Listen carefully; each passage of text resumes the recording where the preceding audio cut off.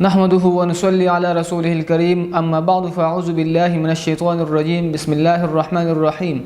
محترم مسلمانانو، ستاسو په علم کې دا چې د رمضان المبارک بابرکته میاشت په ختمېدو ده او یقینا څنګه عمل چې کول فکرو داسې موږ نه کړي، خو اوس هم موږ سره یو څو ورځې شته دی چې موږ پکې نیک اعمال وکړو. په دې میاشت کې یو ورځ ده، یو شپه ده، هغې ته لیلة القدر وایي. دا لیلة القدر د کې څوک عبادت وکړي دا د زرو میاشتو نه افضل ده.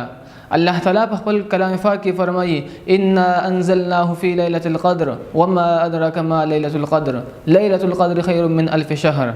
حضرت عباده بن ثابت رضی الله تعالی عنه فرمایي چې نبی علیہ السلام فرمایي چې زه یو ورځ راووتلم چې تاسو ته د لیلة القدر خبر درکما، خو د فلانکي او فلانکي کس جګړه وه، نو دې جګړې په وجه الله تعالی زمانه د لیلة القدر د علم د اوچت کو.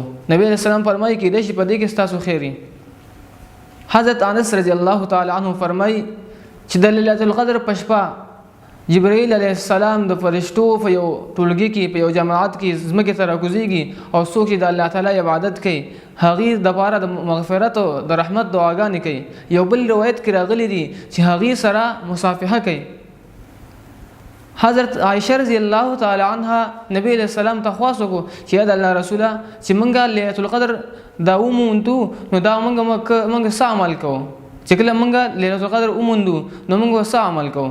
نبی علیہ السلام ورته وفرمایل چې ته دا دعا وایه اللهم انک عفو کریم تحب العفو فاعف عني یا کریم. اوس که څوک ټوله شپه عبادت نشي کولی نو د دې لپاره یو آسان عمل دا دی چې دی د ماخوستن لمونځ جمع سوکي. نبی علیہ السلام فرمایي چا چې د ماخوستن لمونځ جمع سو وکړو نو داسې شوه چې د نیمه شپه عبادت وکړو، او چا چې د سحر لمونځ جمع سو وکړو نو داسې شوه چې د ټوله شپه عبادت وکړو. نو د سحر او ماخوستن لمونځ د جمع سره اهتمام کول پکار دي چې لیلة القدر موږ ته راشي.